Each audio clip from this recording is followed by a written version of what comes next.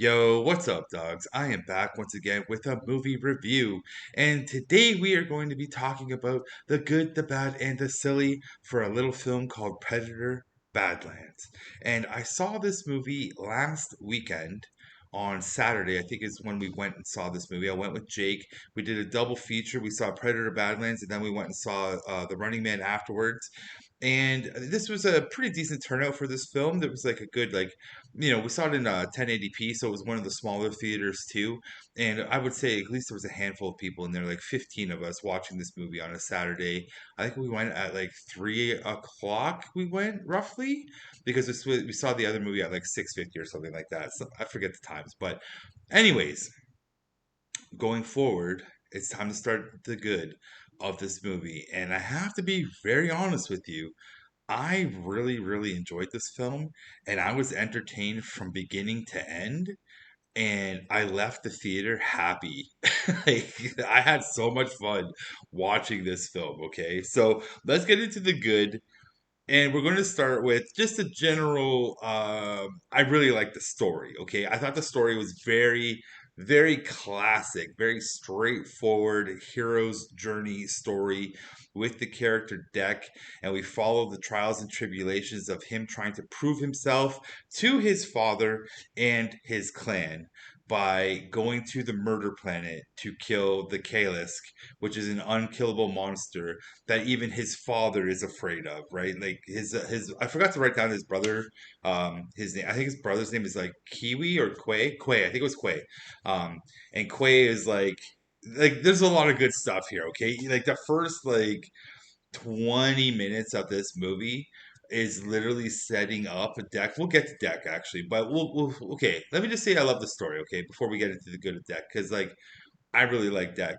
I liked him more than I thought I was going to like him, to be honest with you. Um, so number two is Ellie Fanning as Thea and Tessa, which is the synthetic. And I really liked her character portrayal for both characters. I originally, when you watched the trailer, I wasn't expecting there to be two synthetics, and she plays both of them, so they are twins, and they're kind of are like a yin and yang, so to speak, where Taya is the good, let's call them sisters, the good twin sister, and Tessa is the bad twin sister. And we hang out with Thea the most, who is really into like the environment. She's into the planet's environment, the animals that are on the planet. She knows a lot about the planet, and she's overall just also part like she's comedic relief. Yes, she's also the kind of just a story narration. Like she does all the talking, right? Like she does a lot of the talking. That's for us, the humans in the audience that don't understand the predator language. And she's also the little sister. You know what I'm talking about? For all of us out there that have little sisters, I'm a big brother, I have a little sister, and you understand that relationship between the two where your little sister is absolutely annoying, but you'll do anything to keep her alive. You know what I'm saying?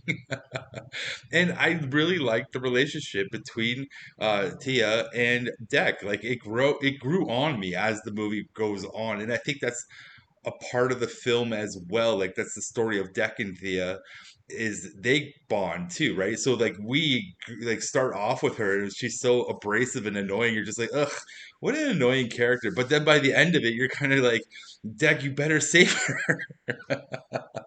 And I really like that. Okay, and then you have Tessa, who's the bad synth, who is like she's not I like you don't spend a lot of time with Tessa, and I guess we could have put that in the bad that Tessa's a little bit more of a weaker developed character now that I'm sitting here thinking about it and talking out loud. Because her general operation is she's the evil foil in this movie. The only thing she wants to do is complete her mission, which is to kill the Kalisk, and not necessarily kill the Kalisk, but capture the Kalisk, get the DNA from the Kalis, and bring it back home to Mother.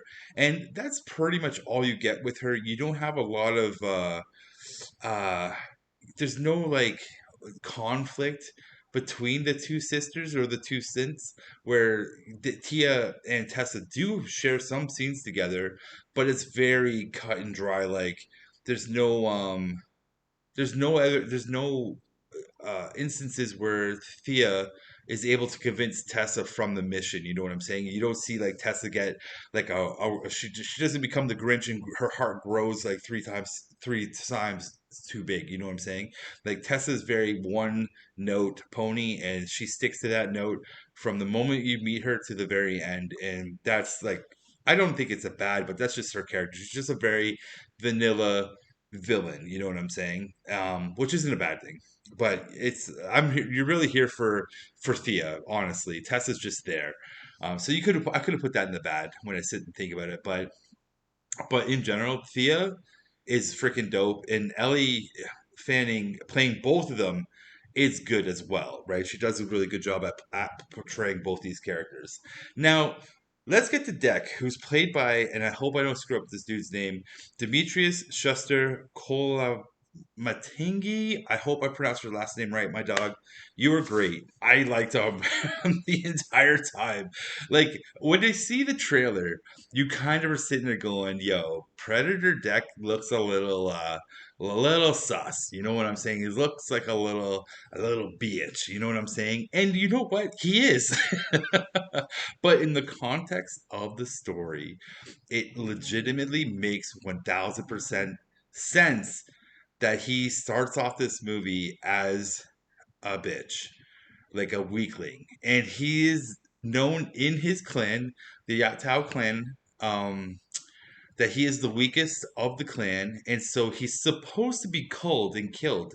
But his brother Kwe sees more in him than their father sees in him, and um, he doesn't want to kill his brother Deck, but his father demands it, and Deck is like, I will prove you guys all wrong, that I will go and kill the unkillable monster, which is the Kalisk, and I will bring the head back to the clan and prove to my father that I am a man.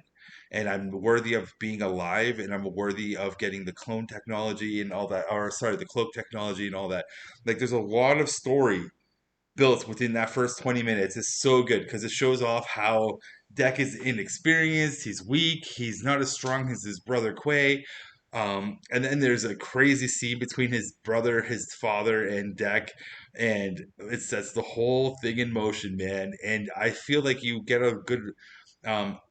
you get a good range of emotions from Deck, who's in the Predator outfit, and you're kind of just like, wow, there's some really good acting going on here with this character, and you're with him the entire journey of Deck, and when he gets comes across Thea, you're just like into it, and when he gets to the murder planet, like you're just into it, and the interactions between Deck and Thea are brother and sister. They're comical, they're knowledgeable because Tia knows the planet. Deck doesn't know the planet, but he knows how to fight and he's a good warrior. But even then, his skills as a warrior when he's on this planet aren't the best. Like he becomes a man throughout the course of this journey, and he follows the hero's journey where that he like it's just well done. I don't know what else to say. Like it's just well done because when you go through all the trials and tribulations that Deck goes through, he learns more about the planet and the inhabitants of the planet, and he learns more about himself and his own abilities, and he learns how to use his weakness to his advantage, which becomes more like speed, stealth, cunning. He learns how to use the environment around him. Learns how to use the animals around him and befriends the animals and stuff like that. Like he is constantly learning and becoming something more than his father ever would have expected him to become, you know, and it's great. Like, let's go into the next part. So, 4 and 5, like these next two parts kind of go hand in hand because, like, the planet Genna that's where Deck and Thea are. That's where the murder planet is. Everything on this planet wants to kill you, like everything. And when he gets to the planet, it's really like a non-stop adventure. There is so many little things going on. There are rest spots where like they hang out around the fire and talk and kind of get to know each other. And I do like the concept that Deck doesn't want Thea's help because originally he views her as like an assistant, like someone's going to like hunt with her as like another Yachow or something like that. He's like, we hunt alone and we fight and kill alone. And she's like, well, I'm like a tool. And he's like, a tool? And then he's like, oh, I'll just use her as a tool. She's not cheating my victory because she's a tool. And Yachtao's like tools, and he's using the synthetic as a tool. And I was like, that's just smart. And then so as he goes through the planet where everything tries to kill him, he kills a lot of stuff, and he learns and he evolves and he adapts, and it's just great. Like the planet really brings out the best and worst of Deck, and he becomes so much better after the trials and tribulations that the planet itself and everything on there wants to kill him, and it prepares him for the end. Now let's talk about the Kalisk, which is the unkillable monster that is Deck's mission. And he hammers that home a lot, where like he's very object oriented and committed to the goal, and he doesn't want to sway from the goal at all. He only wants to kill the Kalisk and go back home and prove to his father that he is more than what his father thought. And also, I don't want to ruin the piece of the story, so I'm not even going to mention that part. I don't want to spoil that part. So there's a drive. There is a big drive to why he wants to kill the Kalisk, more so than just proving to his father that he can do it, because the father's an absolute asshole. Okay, and you have to watch the movie because I don't want to ruin that part for you. But when he fights the Kalisk for the first time, it's a pretty cool fight. And when he starts to figure out like how to beat it, and the fight was good though. Actually, it was like very entertaining. It's just very like old school swords and sandals in a sense, like Jason and the Argonaut type stuff, man. Like it's just him fighting this big ass monster.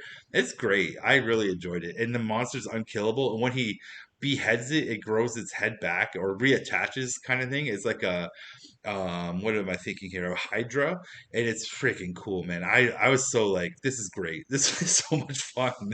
It's just fun. And there's I put the silly with the one character because I just wanted to put something in the silly because I really like that character. He's awesome.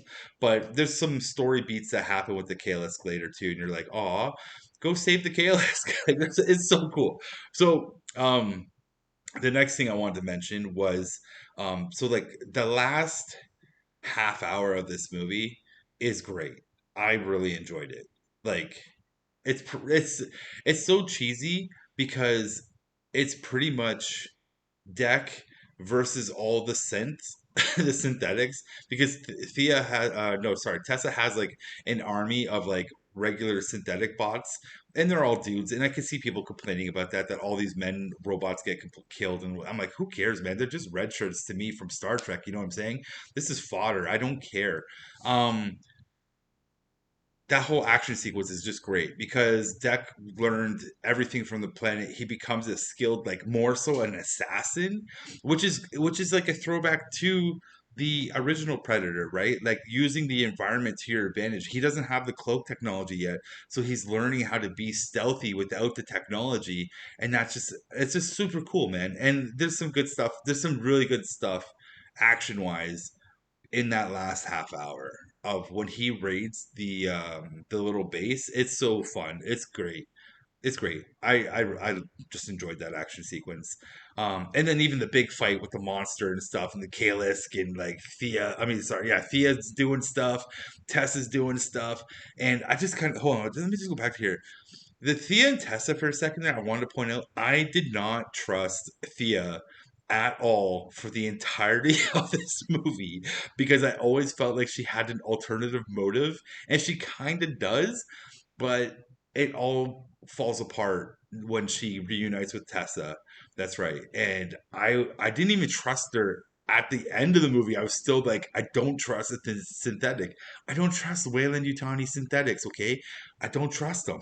So she made me sit there the whole movie. I'm like, is this chick gonna turn on deck like any minute now? Like I was waiting for it, but whatever. You'll see what happens. It was great. Um, then the actual ending is cool too. Like it's cool. I just really liked it. The conflict with his father at the end, although fast, it was great. It was just like a great way to end the movie of like, oh yeah, Deck is the man. You know what I'm saying? Like he excelled what his father and his brother thought he could ever be because he learned his time on Murder Planet taught him everything he needed to know to be better than his father. And I would also point out, in case I didn't say it, in the movie itself, his brother says when Deck decides to go to Genna, his brother's like, you can't go there. Even father's afraid to go there. Like father's afraid to go against the Kalisk, right?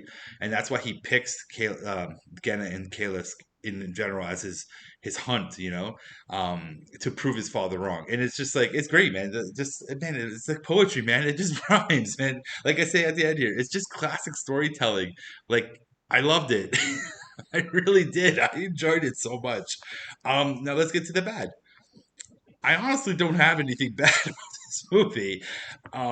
Maybe when I was watching it, like I was just enjoying it so damn much. I didn't even look at the bad or picked up any of the bad because I was just engrossed into the film and living in this world and enjoying the environments and the planet and the fights and the conflicts. Like even like the kills in this movie are really well done. Like there's nothing bad like a Blumhouse film where you like the kills are cheesy and off the screen. Like you get a good mixture, a good balance, and I think that's what you need in Blumhouse movies specifically. But in these action movies that are PG-13, you get a few kills, you get a couple off the screen kills because the imagination's already working. Like you give and take, you know what I'm saying? And it just worked for this film. So I don't have any bads at this point in time when I'm thinking about it. But maybe after a rewatch, I could sit there and go, "Ah, you know what? That's corny. That slipped by me." So I'll be honest with you. I'm sure some stuff has slipped by me, but I don't care because I really enjoyed the freaking movie. Let's go to the silly. So some people might think this character's bad. I like him. His name's Bud. He's a baby monster and he's good comic relief. He does add to the actual story, to the bigger picture of the story. And he also is in the end of the movie as well. Like, there's a lot about Bud that's you're just like, this character is silly. But I liked him because he's like, he's cute. He's just cute. And the way he interacts with Deck and like he claims Deck as his own by spitting on him and that saves him in a sense later on. And like you're just like, oh man, this is crazy. And like how he befriends the Bud. They just call him Bud. And I like the little monster. And I'm curious to see what happens to him when he grows to be the bigger monster that we learn about in this movie. Um yeah, so I liked him. I thought he was silly, but in a good way, because he is funny, and him and Deck interacting with each other is humorous as well. And there's a funny scene at the end too with Bud and Thea when she tries to do something stealthy and Bud tries to copy her, and it's just silly. It's funny, but he's good comic relief. I liked him. I wanted to put something in the silly, and it's Bud the baby monster. So, conclusion. Should you watch this movie? Yes. If it's still in the theater and you can catch it on the cheap, go and see this movie because it is an actual, just a fun time at the movie theater. Fun, entertaining time. Okay. I enjoyed it. I will watch this again. Okay. Because in like, if it comes out on streaming soon or whenever, um, I will watch it for sure. Like I want to watch this movie again. So will this movie come into the movie collection? Yes. I will probably go out of my way and buy a 4K adaptation of this movie because I know I could see myself watching this movie again, probably in say like probably like in like 1 or 2 years. You know what I'm saying? Or if they say, "Hey, Predator Badlands 2 is coming out," I'll probably do a rewatch when the 2 comes out too. You know what I'm saying? So I definitely would sit down and watch this movie because I liked where it's going. You know what I'm saying? It's totally different than all the other Predator movies where it's like, To Catch a Predator kind of thing, like or what is it, the hunting games and stuff like that, where it's always like he's always hunting, and it's just a different story. And when the movie ended, I was kind of just sitting there, like, you have Deck with his crew now, and I'm like, I want to know where this adventure is going. Like, we have a crew here, so where else can they go, and what adventure can they get up to? You know what I'm saying? So I genuinely just liked what they did, which was, it's so different than any other Predator movie, and it was a fun time. You know what I'm saying? So I want to see more of this, so I will get this in my collection, and I hope they have I hope they make another one. I really do, and I will go and see that as well when it comes out. So make me another one because I want to know what's going to go on with Deck and the crew. And yeah, that's all I got, guys. That's it for me. I really enjoyed this movie. I enjoyed it. I like it when I enjoy a movie and I'm thoroughly entertained and I didn't waste my money. It's a good feeling.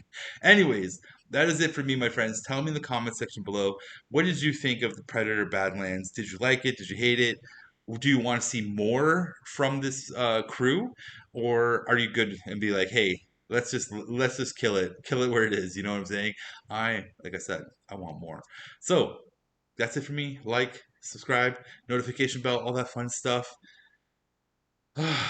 It's Thursday. Dang. This week has gone by. I'm on my weekend right now, but I gotta go back to work tomorrow. So everybody else who's out there working, you guys be safe, be careful, don't work too hard, and whatever movies you're watching, I hope you're loving them and digging them. I'll see you when I see you guys. Peace out. Bye.